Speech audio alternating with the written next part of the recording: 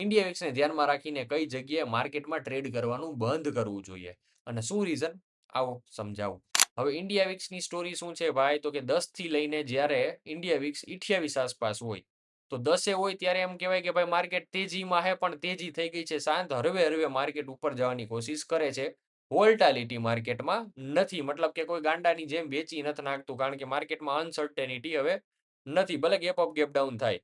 અને જો India Vicks 28 આસપાસ છે, તો માર્કેટમાં ભરપૂર અનએક્સપેક્ટેડ ઇવેન્ટ્સ આવી શકે એવું લાગે છે, એટલે માર્કેટમાં છે વોલ્ટાલિટી. તો આમાં એક બહુ સિમ્પલ વસ્તુ તમે લોકો સમજી શકો છો કે ભાઈ ઇન્ડિયા વિક્સ જ્યારે હાઈ હોય ત્યારે માણસો લે વેચ જાજુ કરતા હોય, ઇન્ડિયા વિક્સ ઓછું હોય ત્યારે લે કરતા હોય, વેચ વેચ ઓછું કરતા હોય, એટલે માર્કેટ શાંત હોય. તો આવા આવા કેસમાં માર્કેટ શું કરે છે ભાઈ, જ્યારે ઇન્ડિયા વિક્સ હાઈ હોય ત્યારે માણસોની એક્ટિવિટી જાજી હોવાના કારણે પ્રીમિયમ્સ વધે છે અને ડેલ્ટા એઝ ઇટ ઇઝ રહે છે. તો પ્રીમિયમ વધારે હોય, ડેલ્ટા એઝ ઇટ ઇઝ હોય. ક્યારે, જ્યારે ઇન્ડિયા વિક્સમાં વોલ્ટાલિટી જાજી હોય. વોલ્ટાલિટી ઓછી હોય ત્યારે શું હોય ભાઈ, ઓનલી ડેલ્ટા હોય, પ્રીમિયમ હોતું નથી. ડેલ્ટા મતલબ કે 1 રૂપિયો માર્કેટ વધે તો તમારો કોલ 1 રૂપિયો વધે અને પુટ 1 રૂપિયો ઘટે. બરોબર, તો હવે આને કઈ રીતે આપણે ભાગો પડાય, તો મેં સિમ્પલ કરી દીધું છે.